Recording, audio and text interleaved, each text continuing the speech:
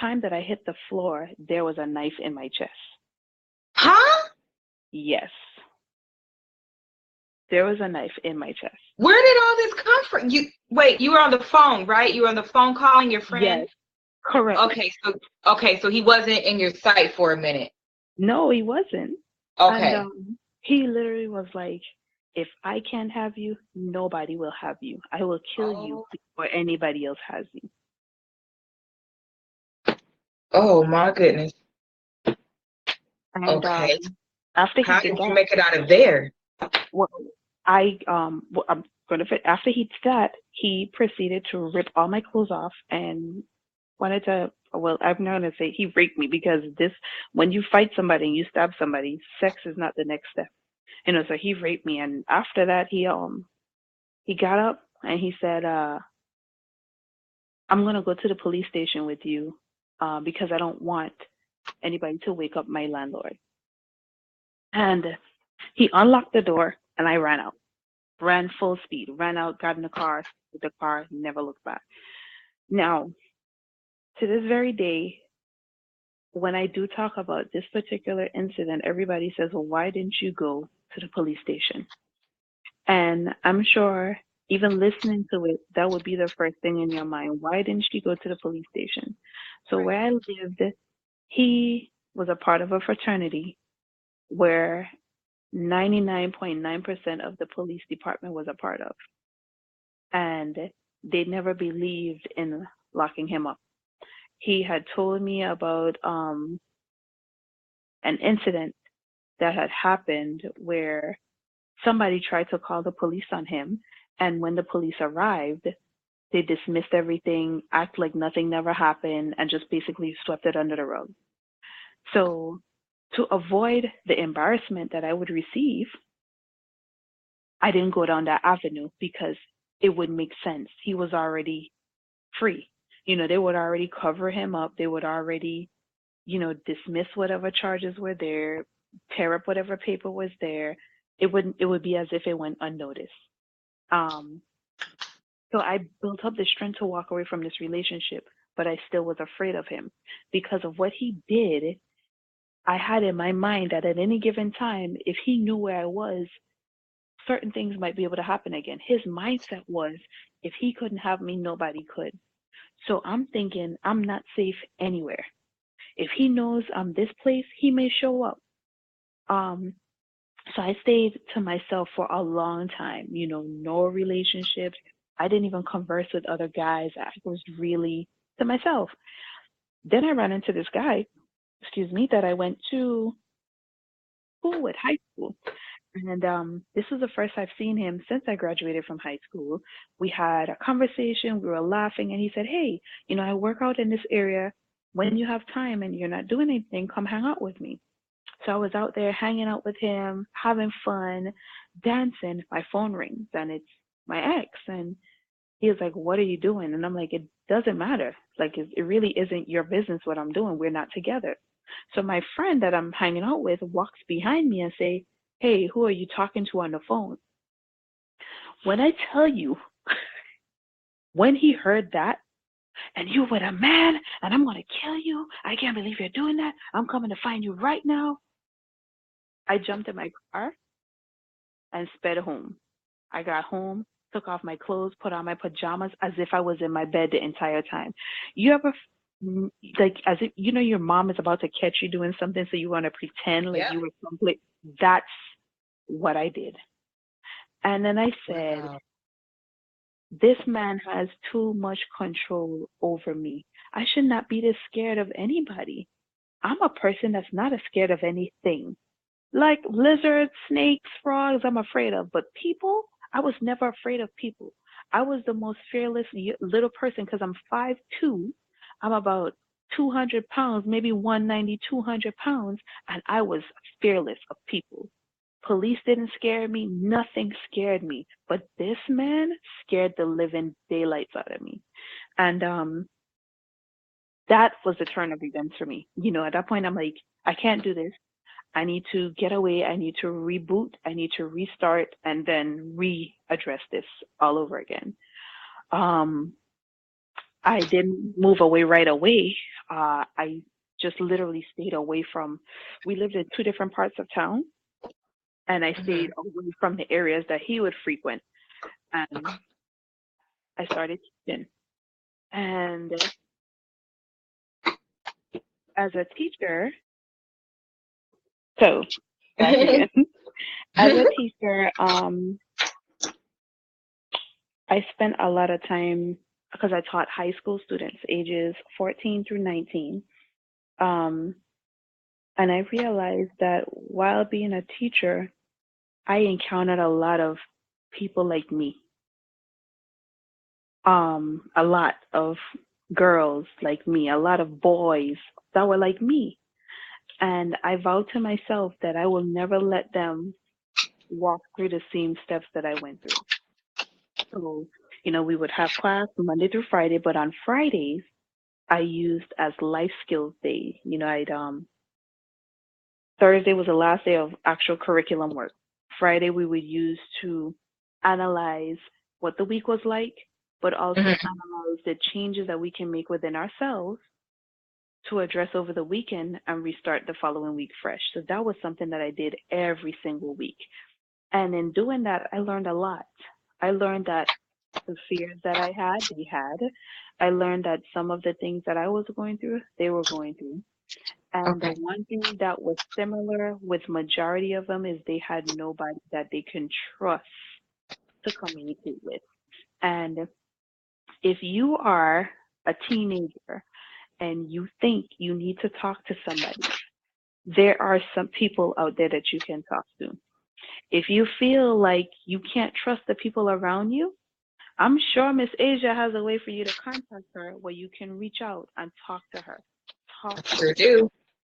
Don't ever keep going through life not believing that there's somebody out there that cannot assist you. There is somebody out there that can.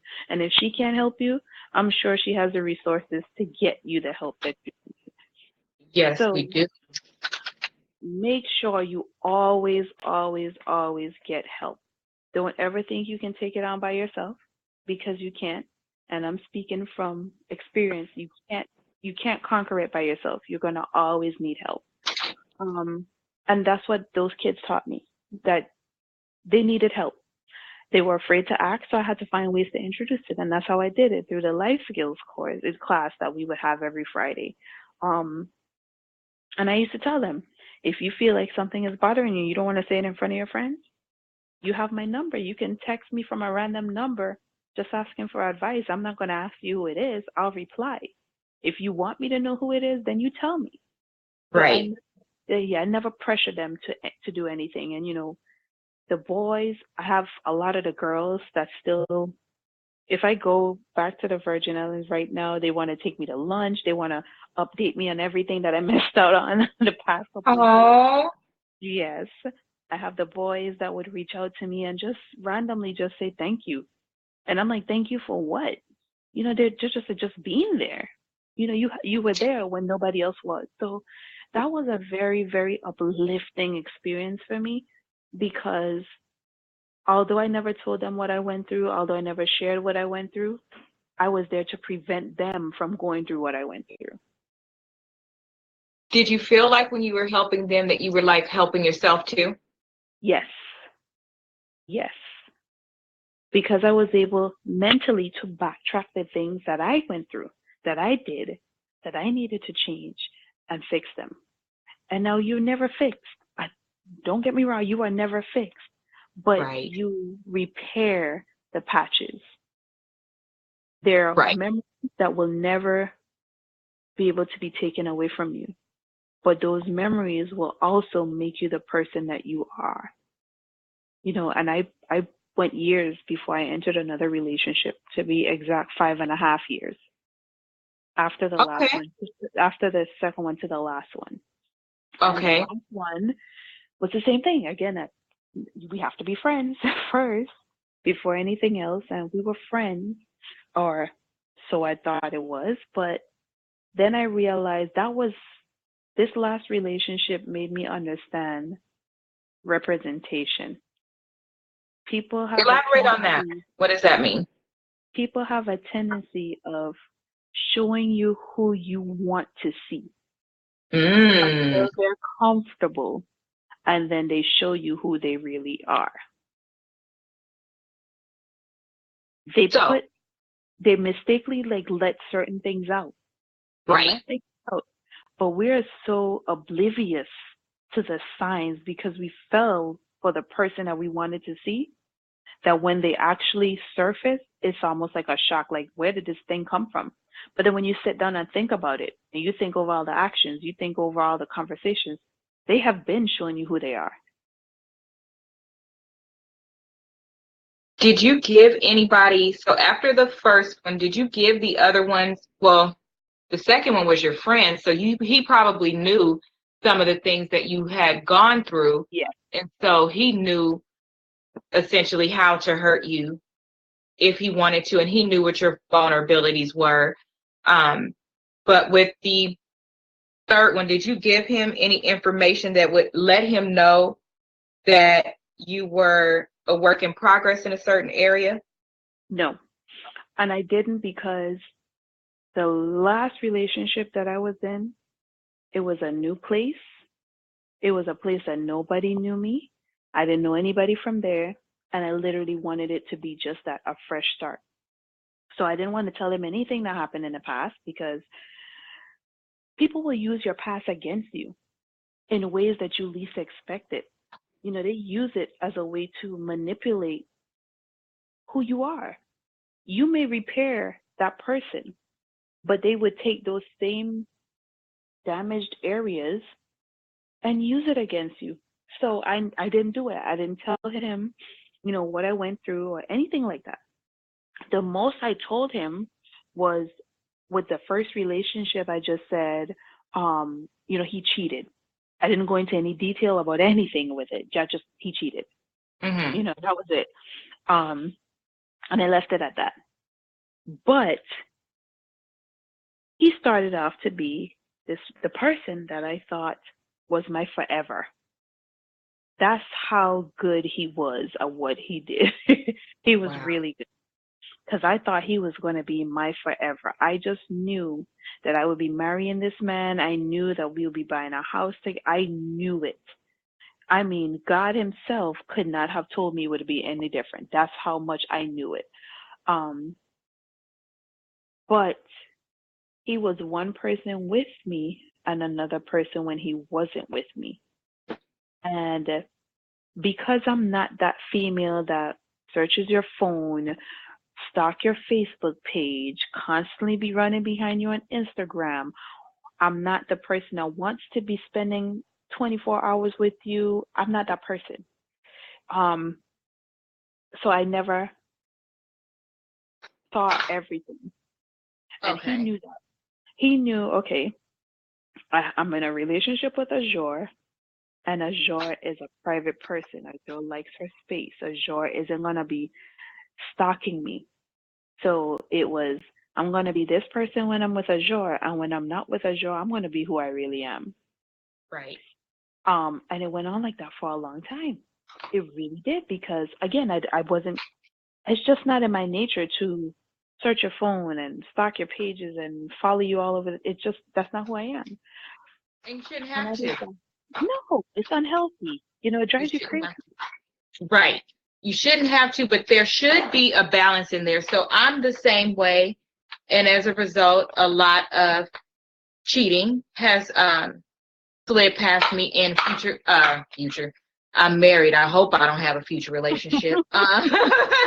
In past relationships, and it's because I wasn't, to your point, I wasn't the girl always calling, looking through your stuff, never touching your phone, like just whatever you told me, then that's what it was until you gave me. Now I wasn't not paying attention, so if there was something that blatantly didn't make sense, I addressed it, but I don't have time to be Pink Panther. Like I have my own job, I have things that I need to do, and one of them is not like following behind somebody to make sure that they're telling the truth or where they say they're going to be or those type of things either. But I do think there should be a balance. I do. Yeah, there is. And he used that. He used that part of me to manipulate the whole relationship. He was two different people. Um, and I didn't find out until I took the relationship to the next level of we moved in together. See, now when you live with your partner, you can't be two different people. There's no longer hiding. There's certain things you just can't do anymore. And Right. I learned a lot about him. We didn't even live together that long. We started a lease together, and I want to say about 6 months into the lease, the lease was ended, the relationship ended. Like it literally happened all at the same time. Because he started showing me who he was. He was not a very nice person. He lied a lot. Um, Very, very dishonest person. And I think the biggest sign that took a turn for me was he did not respect his mom. Hmm. He didn't Was respect his there, mom. what was the issue with his mom? Was there an issue with his mom, or he just didn't respect her because he didn't have to? There was an issue. So her issue was is she relied on him. So she relied on him as if he was her husband Oh, so she made him angry. a lot. Mm, And by not being a mom. Like correct.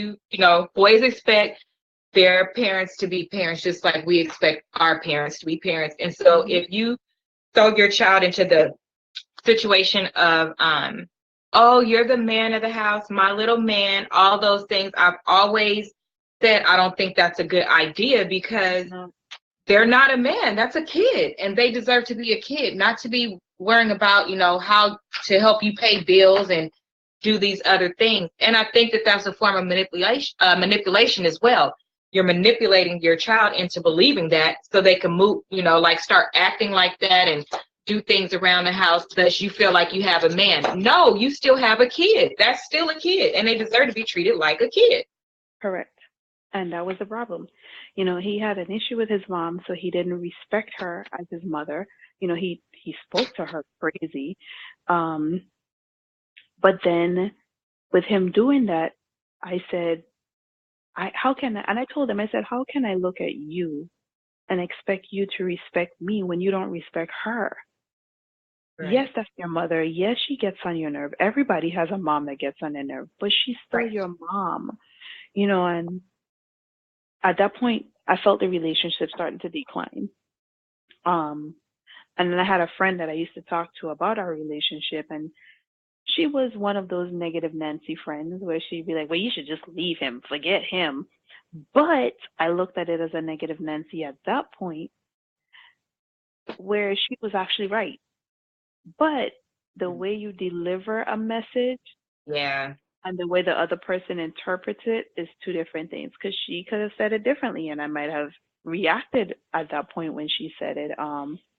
But it really wasn't a healthy relationship. And we got into an argument.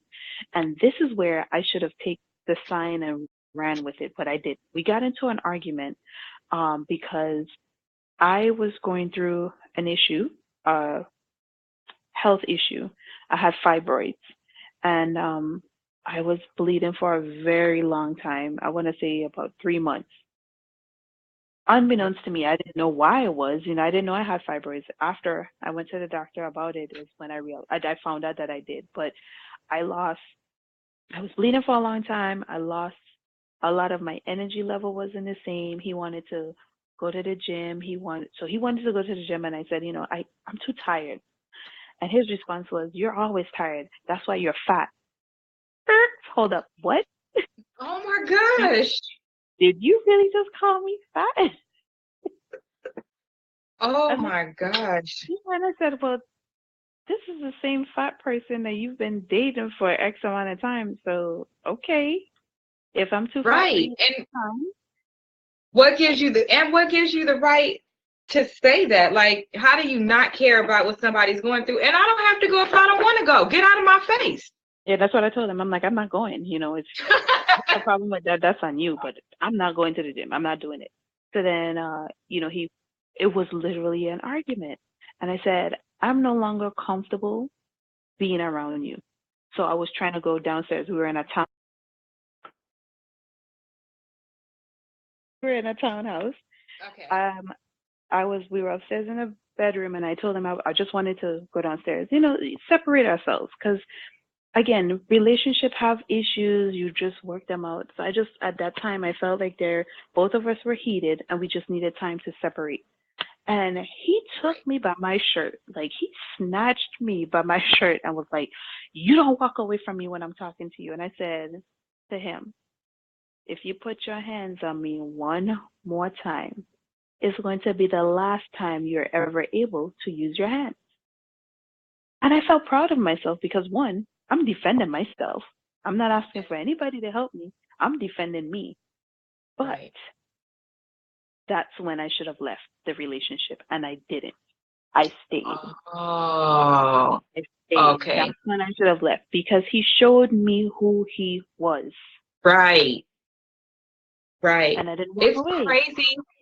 It's crazy how when you think back, sometimes, when you're going through the process of analyzing the situation or whatever, when you think about it, you're like, no, it was this one thing that happened, and that was the grand finale for me, and why I left a relationship or a friendship or whatever. But when you go back and really, start talking about the relationship or thinking, dissecting it, then you're like, oh no, well, it was this time, and maybe Mhm. this time, like you can see things clear, because we do have a habit of sweeping things under the rug, giving people excuses, allowing them to quote unquote be human, and that's partially okay, but there are certain things that are absolutely not okay. So Correct. anything that has to do with domestic violence, um, It's supposed to be an end verbal to it.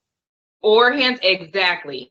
Especially I think it should stop at verbal, because Correct. verbal always supersedes the physical, because they're testing you first. They're going to Correct. test see how much you will deal with verbally, before they even do the test slap or whatever. They're going to test you first to see what you will allow them to do. And so I really think, and that's not a regular argument. A regular argument, there will be no name calling. There will be no bringing your past up. Anything to like those throat punches that's really gonna just hurt you. Nobody in a relationship should desire to see you hurt.